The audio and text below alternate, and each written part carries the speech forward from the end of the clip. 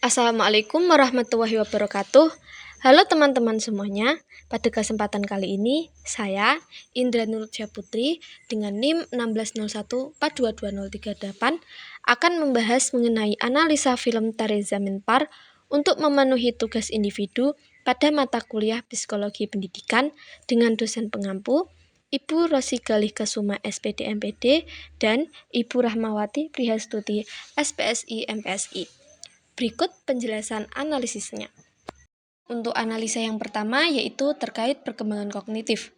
Perkembangan kognitif sendiri adalah sebuah proses bertahap di mana seseorang mengalami perubahan dalam cara mereka berpikir, mengingat, dan mengolah informasi yang pada akhirnya memungkinkan mereka untuk belajar, menyelesaikan masalah, dan merencanakan untuk masa depan. Menurut penelitian dari Saputra dan kawan-kawan tahun 2023. Dalam penelitian tersebut, seperti pada Iswan Awasti, ia memiliki gangguan kognitif yang dimana Ishan memiliki riwayat disleksia. Ishan mengalami tantangan dalam memahami huruf, angka, dan kata-kata.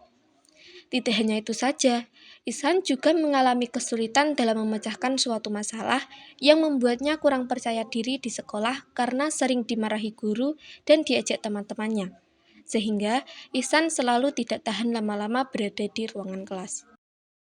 Menurut PHC pada penelitian Khotimah dan Agustini tahun 2023, terdapat beberapa perkembangan kognitif pada manusia. Salah satunya yaitu tahap operasional konkret pada usia 7-11 tahun. Pada tahap ini, anak-anak mampu mengadaptasi informasi yang diberikan kepada mereka secara mental, menggabungkan ide-ide, dan menghasilkan jawaban yang logis. Kemampuan operasional ini membantu mereka untuk memperluas pemahaman dan mengembangkan kemampuan berpikir yang lebih konkret. Sedangkan, dilihat dari segi tahapan perkembangan kognitifnya, Ishan mengalami kesulitan di tahap operasional konkret tersebut, yang dimana anak-anak yang seharusnya sudah mulai dapat memahami operasi psikologis, tetapi Ihsan Awasti masih kesulitan memahami konsep berpikir secara abstrak. Walaupun Ihsan mengalami penyakit disleksia, tetapi Ihsan Awasti mempunyai kelebihan dalam menghayal gambaran seni di dalam pikirannya, yang membuatnya senang dan nyaman dalam kesehariannya. Analisa yang kedua yaitu terkait perkembangan bahasa. Bahasa sendiri adalah sebuah sarana untuk mengekspresikan pikiran, emosi, dan keinginan seseorang kepada orang lain, baik secara langsung maupun tidak langsung, baik melalui lisan maupun tulisan, serta menggunakan simbol atau isyarat. Menurut penelitian Sari tahun 2022. Dari penelitian tersebut menunjukkan bahwa Ihsan memiliki kekurangan dalam gangguan perkembangan bahasa, yaitu masalah disfungsi bahasa, yang dimana Ihsan mengalami kesulitan dalam mengekspresikan diri. Ihsan menghadapi kesulitan dalam mengeja, membaca, dan menulis huruf, angka, serta kata-kata dengan benar, sehingga menghalangi kemampuannya untuk berkomunikasi efektif melalui tulisan maupun lisan. Ihsan Awasti tidak bisa melihat kalimat dengan benar seperti teman-temannya, sebab Ihsan melihat sebuah kata secara terbalik, sehingga Ihsan selalu tidak sesuai dalam mengerjakan tugas yang diberikan oleh gurunya. Menurut Khalilullah Hamdan tahun 2022, terdapat beberapa tahapan perkembangan bahasa pada anak. Salah satunya yaitu tahap tata bahasa usia 6-8 tahun. Pada tahap ini, anak-anak sudah mampu menggabungkan kalimat sederhana dan kalimat yang lebih kompleks. Sedangkan, dilihat dari tahapan perkembangan bahasanya, Ihsan Awasti mengalami kesulitan di tahap tata bahasa tersebut. Sebab, Ihsan Awasti masih kesulitan pada penggabungan kalimat sederhana dan yang lebih kompleks. Gangguan Ihsan ini meliputi kesulitan dalam memahami dan menggabungkan struktur bahasa yang lebih kompleks. Walaupun Ihsan mengalami kesulitan bahasa, tetapi Ihsan mempunyai kelebihan dalam di bidang seni. Ihsan mampu mengekspresikan dirinya dengan baik melalui seni lukisnya, yang menunjukkan bahwa Ihsan mampu dan memiliki keterampilan komunikasi nonverbal yang kuat pada dirinya. Analisa yang ketiga yaitu perkembangan psikososial.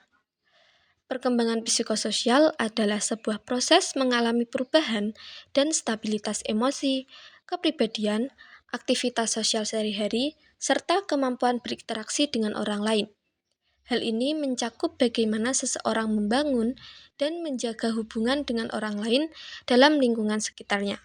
Menurut Puspita dan Mulyadi tahun 2022. Dari penelitian tersebut dapat dianalisa seperti pada Ihsan yang memiliki beberapa masalah dalam perasaannya. Yang pertama, yaitu perasaan emosional, yang dimana Ihsan awalnya merasakan kebingungan dan frustasi karena kesulitan belajar di sekolah. Namun, seiring perjalanan sekolah yang dilaluinya, perasaannya berubah menjadi lebih optimis dan bersemangat saat ia mencurahkan bakatnya dalam seni lukis dan mendapatkan dukungan dari guru Ramsam Karnikum dan temannya Rajan. Yang kedua, yaitu kepribadiannya. Ihsan awalnya terlihat sebagai anak yang tertutup dan cenderung menjauh dari interaksi sosial di sekolah. Namun, dengan bantuan guru Nikum dan dukungan dari Rajan, ia menjadi lebih terbuka, kreatif, dan percaya diri dalam mengekspresikan diri. Ihsan juga sering memberikan kasih sayang ke hewan-hewan sekitarnya. Yang ketiga, terkait aktivitas sosial sehari-hari. Ihsan selalu melakukan kegiatan lukis dan juga sering bercengkarama dengan Rajan. Dan yang terakhir, terkait interaksi dengan orang lain. Ihsan dengan orang-orang di sekitarnya mengalami perubahan signifikan, yang dimana awalnya ia cenderung menarik diri dan menghindari interaksi yang dapat menimbulkan tekanan atau ejekan dari teman-temannya. Namun, seiring dengan perjalanannya, ia menjadi lebih terbuka untuk berinteraksi dengan orang-orang di sekitarnya dan membangun hubungan yang lebih positif. Ihsan berhasil membangun ikatan yang erat dengan teman sebangkunya yaitu Rajan Damodaran, salah satu teman sekelas Ihsan yang dekat dengannya dan berperan penting dalam mendukung sosial Ihsan selama perjalanannya di sekolah. Menurut penelitian Nasution tahun 2023, dalam perkembangan psikososial terdapat beberapa tahapan. Salah satunya yaitu tahap rajin versus rendah diri pada usia 6-12 tahun. Pada tahap ini, anak berusaha mencapai tujuan atau prestasinya, namun kegagalan dapat menghasilkan perasaan rendah diri pada mereka. Hal ini sama seperti yang dilakukan Ihsan dalam usahanya di sekolah. Tetapi, kesulitan belajar dan kegagalan mengakibatkan perasaan rendah diri yang mendalam pada Ihsan. Ia kesulitan memahami pelajaran seperti teman-temannya dan seringkali merasa diabaikan oleh guru dan teman-temannya. Keadaan seperti ini membuat Ihsan merasa terkucilkan. Analisa selanjutnya yaitu perkembangan moral. Perkembangan moral adalah proses di mana seseorang menginternalisasikan nilai-nilai atau norma-norma masyarakat yang sesuai dengan tingkat kematangan dan kemampuannya, sehingga ia dapat menyesuaikan diri dengan aturan yang berlaku dalam kehidupannya.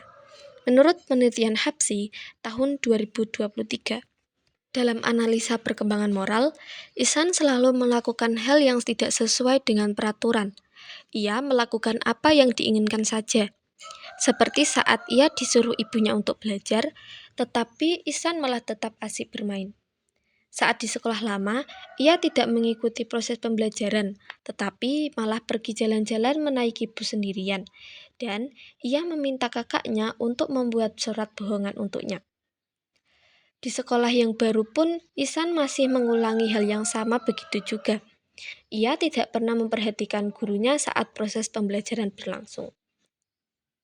Tetapi, selama perjalanan waktu Ihsan melalui di sekolah yang baru, Ihsan mengalami perubahan moral saat bertemu dengan guru Ramsan Karnikum. Ihsan sudah mulai mengikuti arahan peraturan di sekolah dan lebih cenderung ke bidang non-akademiknya. Menurut penelitian dari Indriani tahun 2023, terdapat beberapa tahapan perkembangan moral pada anak. Salah satunya yaitu tahap prakonvensional 1 dan 2. yang dimana anak-anak cenderung menilai perilaku mereka sebagai baik atau buruk berdasarkan imbalan atau hukuman yang mungkin mereka terima. Seperti perilaku Ihsan, yang dimana lebih dipengaruhi oleh imbalan atau hukuman yang mungkin ia terima, serta fokus pada memenuhi kebutuhan pribadinya sendiri tanpa mempertimbangkan kebutuhan orang lain. Ihsan berusaha menyembunyikan kesulitan membacanya dari orang lain karena takut dihukum atau diajak oleh teman-temannya. Hal ini menunjukkan bahwa ia hanya memikirkan kebutuhan dan keinginan sendiri.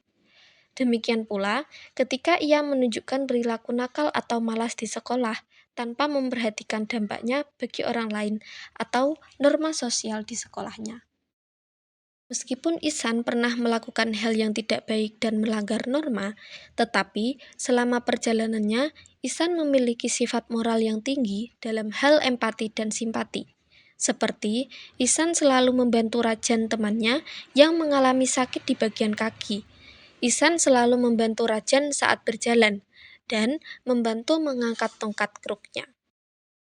Analisa selanjutnya yaitu teori belajar behavioristik di sekolah pertama dan sekolah kedua Ihsan Awasti. Teori belajar behavioristik merupakan belajar yang terjadi melalui interaksi antara stimulus yang diberikan oleh guru dan respon yang ditampilkan oleh siswa. Menurut penelitian dari Mimi Jelita dan teman-teman tahun 2023. Dari penelitian tersebut dapat dianalisa terkait teori belajar behavioristik di sekolah pertama Ihsan. Dalam pembelajaran di sekolah Ihsan yang pertama, dilihat dari sudut pandang teori belajar behavioristik. Guru-guru dan sekolah cenderung menggunakan pendekatan pembelajaran yang menitik beratkan pada pencapaian akademik dan keberhasilan saja. Pendekatan teori belajar behavioristik dalam situasi ini terlihat dalam usaha untuk mengubah perilaku siswanya dan Ihsan dengan menggunakan hukuman dan tekanan agar ia belajar sesuai dengan metode yang digunakan oleh sekolah. Dari sini, para guru menggunakan pendekatan yang otoriter dan menekankan kepada Ihsan untuk belajar sesuai dengan standar yang telah ditetapkan di sekolah, tanpa memperhatikan kebutuhan gaya belajar siswa lain dan Ihsan. Salah satu adegan yang terjadi dalam film tersebut yaitu ketika Ihsan tengah ditegur oleh gurunya karena kesulitan dalam membaca huruf dengan benar dan sepatunya yang kotor. Guru tersebut menunjukkan sikap otoriter dengan menggunakan hukuman fisik untuk memperbaiki perilaku Ihsan yang dianggap kurang disiplin. Tetapi, Ihsan tidak ada perubahan perilaku sama sekali, sebab ia merasa tertekan dan tidak dipedulikan. Dari adegan itu, terlihat bagaimana sekolah pertama Ihsan lebih mengutamakan hasil akademik daripada memperhatikan kebutuhan individu, motivasi, dan gaya belajar siswa seperti Ihsan. Pendekatan ini tidak mencerminkan pandangan teori belajar behavioristik, yang dimana hukuman digunakan untuk mengontrol atau mengubah perilaku yang dianggap tidak pantas atau diinginkan. Serta proses pembelajaran di sekolah pertama ini, Ihsan tidak ada perubahan sama sekali, sehingga tidak adanya interaksi stimulus dan respon dalam proses pembelajaran teori belajar behavioristik di sekolah pertama. Analisa teori belajar behavioristik di sekolah kedua. Di sekolah baru Ihsan, dalam sudut pandang teori belajar behavioristik, guru-guru dan sekolah masih terlihat sama dengan sekolah yang lama, yaitu menerapkan pendekatan yang otoriter dalam menangani siswa, termasuk Ihsan. Salah satu adegan yang terjadi dalam film tersebut yaitu ketika Ihsan menolak untuk mematuhi aturan dan tugas-tugas di kelas. Guru-guru di sekolah tersebut menggunakan hukuman dan tekanan sebagai metode untuk mengontrol perilaku siswanya, terutama Ihsan, termasuk menggunakan hukuman fisik dan peringatan tegas. Mereka berupaya untuk memaksa Ihsan agar patuh terhadap norma-norma dan peraturan sekolah. Tetapi, Ihsan Awasti masih tidak ada perubahan perilaku sama sekali. Proses pembelajaran di sekolah baru ini, Ihsan tidak ada perubahan sama sekali, sehingga tidak adanya interaksi stimulus dan respon dalam proses pembelajaran teori belajar behavioristik di sekolah baru. Namun, di sekolah yang baru, siswa lain dan Ihsan mengalami perbedaan dalam proses pembelajaran, yang dimana setelah bertemu dengan guru pengganti yang bernama Ramsan Karnikum, perubahan dalam pendekatan pembelajaran terlihat jelas. Guru Nikum lebih memperhatikan kebutuhan individual Iswalin dan Ihsan, berbeda dengan pendekatan yang lebih otoriter sebelumnya. Dalam adegan-adegan setelah pertemuan dengan guru Nikum, tidak terlihat lagi penggunaan hukuman fisik atau tekanan yang keras terhadap siswa lain dan Ihsan.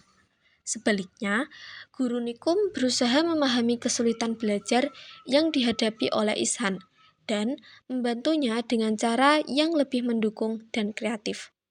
Dalam hal ini, menunjukkan peralihan dari pendekatan teori belajar behavioristik yang kaku ke pendekatan yang lebih stimulus dan respon, yang menekankan penghargaan terhadap keunikan individu siswa. Dengan pembelajaran seperti ini, siswa dan Ihsan mengalami perubahan perilaku yang baik, serta proses pembelajaran di sekolah baru, siswa dan Ihsan terdapat perubahan perilaku, sehingga terdapat adanya interaksi stimulus dan respon dalam proses pembelajaran teori belajar behavioristik di sekolah baru. Analisa selanjutnya yaitu teori belajar kognitif di sekolah pertama dan kedua Ihsan. Teori pembelajaran kognitif merupakan sebuah teori belajar yang lebih memprioritaskan pada proses belajar daripada hasil akhir yang dicapai, menurut penelitian Wisman tahun 2020. Dari hasil penelitian tersebut dapat dianalisa terkait teori belajar kognitif di sekolah pertama Ihsan, yang dimana dalam pembelajaran di sekolah Ihsan yang pertama tidak terlihat adanya penggunaan teori belajar kognitif, sebab kebanyakan guru di sekolah tersebut menerapkan metode pengajaran yang lama, keras, dan otoriter yang tidak sesuai dengan gaya belajar individu seperti yang dimiliki oleh Ihsan. Guru-guru tersebut cenderung fokus pada kurikulum dan evaluasi hasil, tanpa memperhatikan kebutuhan khusus siswa-siswa seperti Ihsan. Sehingga di sekolah yang lama tidak menerapkan sebuah proses belajar dan mengajak siswanya untuk mempunyai pemikiran yang luas, sebab hanya berfokus pada hasilnya saja. Dengan demikian, tidak adanya teori belajar kognitif di sekolah pertama Ihsan. Analisa teori belajar kognitif di sekolah kedua Ihsan dilihat dari sudut pandang teori belajar kognitif, terdapat dua pandangan pembelajaran, yakni sebelum ada guru Ramsan Karnikum, yang dimana proses pembelajaran tidak melalui proses atau langkah-langkah, tetapi melalui hasil. Setelah datang guru baru, guru Ramsan Karnikum, proses pembelajaran di sekolah baru menjadi berubah. Guru Nikum menunjukkan perubahan yang sangat jelas. Guru Nikum tidak hanya terfokus pada penyampaian materi secara langsung ataupun hasil, melainkan memperhatikan gaya belajar dan bagaimana proses belajar siswa dan Ihsan. Sehingga Guru Nikum dapat menyesuaikan cara mengajar untuk membantu siswa dan Ihsan memahami dan mengembangkan pelajaran serta keterampilannya. Salah satu adegan yang mencerminkan teori belajar kognitif di sekolah kedua Ihsan adalah saat guru Nikum mulai mengajari Ihsan mengeja, membaca, menulis, berhitung, hingga melukis. Dari hal itu, guru Nikum mengundangnya untuk berkreasi melalui lukisan. Guru Nikum melihat bahwa Ihsan memiliki bakat dalam seni lukis, meskipun ia mengalami kesulitan dalam pelajaran lain. Guru Nikum tidak hanya melihat bakat Ihsan dalam seni lukis, tetapi juga menyadari bahwa melalui seni, Ihsan dapat mengekspresikan dirinya. Guru Nikum menggunakan minat dan kekuatan Ihsan ini sebagai cara untuk membantunya belajar. Dalam prosesnya, Ihsan tidak hanya belajar melalui aktivitas melukis, tetapi juga melalui proses kognitif yang terlibat dalam memahami dan menghargai seni. Tidak hanya itu, guru Nikum juga membantu suasana belajar yang asik dengan bernyanyi-nyanyi dan siswa lain bebas untuk berekspresi. Dengan demikian, di sekolah yang kedua ini terdapat teori belajar kognitif, sebab guru Nikum dalam proses pembelajaran lebih menekankan proses belajar siswa, tidak hasilnya. sehingga semua siswa terutama Ihsan dapat mengorganisir, menyimpan, dan kemudian mengaitkan pengetahuan baru dengan pengetahuan yang sudah dimilikinya.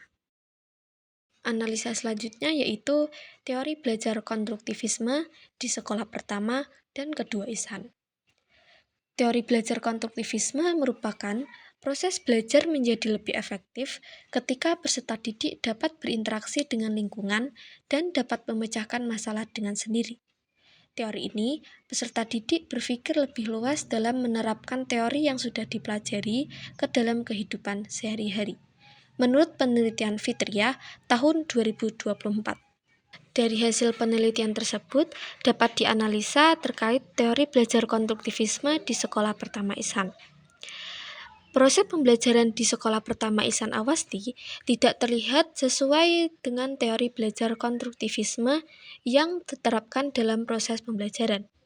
Di sekolah pertama, konstruktivisme tidak diaplikasikan, yang menyebabkan Ihsan merasa tidak percaya diri dan takut dalam proses pembelajaran, sehingga Ihsan tidak dapat mengembangkan dirinya sendiri dalam bidang akademik. Para guru cenderung menggunakan metode pengajaran yang bersifat otoriter dan fokus pada pencapaian akademik yang diukur dengan nilai tanpa memperhatikan kebutuhan setiap peserta didik. Hal ini membuat Ihsan merasa putus asa dalam pembelajaran karena bakatnya di luar akademik tidak terlihat. Proses belajar mengajar di sekolah pertama tidak mencerminkan belajar konstruktivisme, di mana pembelajaran tidak hanya tentang pemberian informasi, tetapi juga tentang pemahaman peserta didik dan membuat lingkungan yang mendukung untuk pertumbuhan dan perkembangan holistik setiap peserta didik, sehingga di sekolah pertama Ihsan Awasti dan teman-teman lainnya tidak memiliki pribadi pelajar yang aktif, berpikir kritis, dan kerjasama dengan teman-teman. Sedangkan di sekolah kedua Ihsan menunjukkan bahwa terlihat adanya teori belajar konstruktivisme dalam pembelajaran. Sebab pembelajaran yang digunakan guru Nikum tidak hanya menyampaikan materi saja, tetapi juga melibatkan proses interaksi bersama peserta didik, yang dimana peserta didik membangun pengetahuannya sendiri melalui pengalaman langsung. Hal ini terlihat pada pendekatan yang digunakan oleh guru Nikum terhadap Ihsan dan teman-temannya. Guru Nikum menyadari bahwa Ihsan memiliki kebutuhan yang harus diperhatikan. Guru Nikum tidak sekedar memberikan pengetahuan langsung pada Ihsan, tetapi juga berusaha memahami dunia Ihsan. Guru Nikum memberikan ruang luas kepada Ihsan untuk mengekspresikan dirinya sendiri dan mendukung mengeksplorasi minat dan bakatnya. Tidak hanya itu saja, guru Nikum menerapkan berbagai metode pembelajaran yang melibatkan pengalaman langsung, seperti menulis, membaca, menghitung, melukis, bernyanyi, bermain, dan mengamati alam sekitar, untuk membantu Ihsan dan teman-teman lainnya membangun pengetahuannya dari bidang akademik sampai non-akademik. Analisa yang terakhir yaitu terkait teori humanistik di sekolah pertama dan kedua Ihsan. Teori humanistik yaitu pandangan belajar yang bertujuan untuk memanusiakan manusia dalam proses pembelajaran, menurut penelitian dari Aisyah tahun 2023.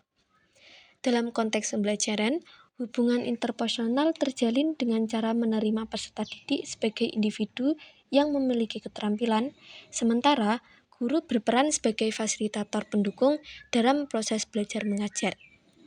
Pendidik harus memiliki pemahaman yang komprehensif terhadap perilaku peserta didik dengan mempertimbangkan berbagai sudut pandang dari peserta didik itu sendiri, serta peserta didik perlu merasa bahwa proses pembelajaran memiliki makna yang relevan bagi mereka. Menurut penelitian dari Bagus Malik Alindra dan Amin tahun 2021. Dari hasil penelitian tersebut, dapat dianalisis terkait teori humanistik di sekolah pertama Ihsan. Seperti yang dialami di sekolah Ihsan Awasti yang pertama, yang dimana sekolah memberikan lingkungan pendidikan yang otoriter dan tradisional, yang bertentangan dengan belajar humanistik dalam pendidikan. Di sekolah pertama Ihsan, pembelajaran yang digunakan lebih fokus pada hasil akademik saja, dengan sedikit perhatian terhadap kesejahteraan emosional dan kebutuhan individual peserta didik. Para guru di sekolah pertama terlihat lebih memprioritaskan ketaatan dan pencapaian akademik saja, tetapi kurang memperhatikan tanda-tanda kesulitan belajar yang dialami Ihsan dan peserta didik lainnya. Sekolah menggunakan metode pengajaran otoriter yang tidak memberikan kesempatan pada peserta didik untuk bereksplorasi. Ketika Ihsan tidak sesuai dengan apa yang diharapkan oleh guru, Ihsan tidak mendapatkan dukungan atau pengertian, melainkan dihukum dan dipermalukan di depan teman-temannya. Hal ini sangat bertentangan dengan pendekatan humanistik yang menekankan dukungan dalam pembelajaran. Sedangkan di sekolah yang kedua Ihsan, awalnya Ihsan masih mengalami pembelajaran teori konstruktivisme yang sama di sekolah yang pertama. Tetapi setelah adanya kehadiran guru Nikum, proses pembelajaran sangat berbeda jauh. Belajar mengajar yang dilakukan oleh guru Nikum mencerminkan teori belajar humanistik, yang dimana menekankan pengertian, pemahaman individu, dukungan emosional, dan pengembangan potensi unik peserta didik. Sebagai seorang guru seni, guru Nikum menerapkan pendekatan yang sangat terfokus pada peserta didik, sejalan dengan teori belajar humanistik. Saat guru Nikum bertemu dengan Ihsan, guru Nikum merasakan hal sesuatu.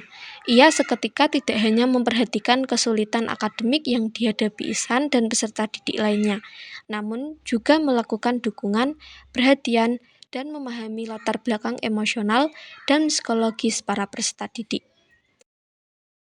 Guru Nikum menunjukkan simpati dan empati yang amat dalam dan memahami bahwa Ihsan mengalami sakit disleksia, suatu kondisi yang dulu diabaikan oleh sekolah sebelumnya dan awal di sekolah kedua sebelum ada guru Nikum.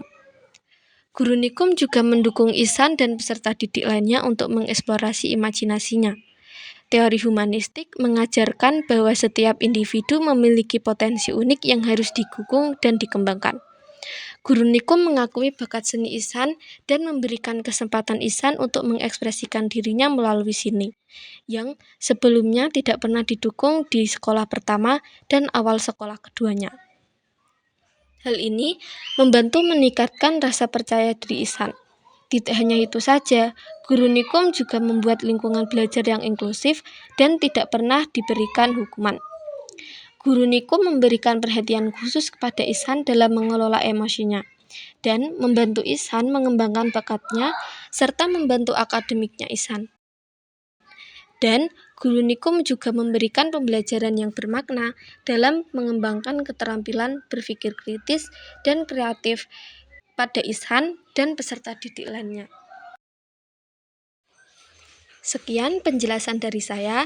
Semoga video penjelasan tadi bisa memberikan manfaat dan menambah wawasan pada kita semua. Mohon maaf jika ada salah kata. Wassalamualaikum warahmatullahi wabarakatuh.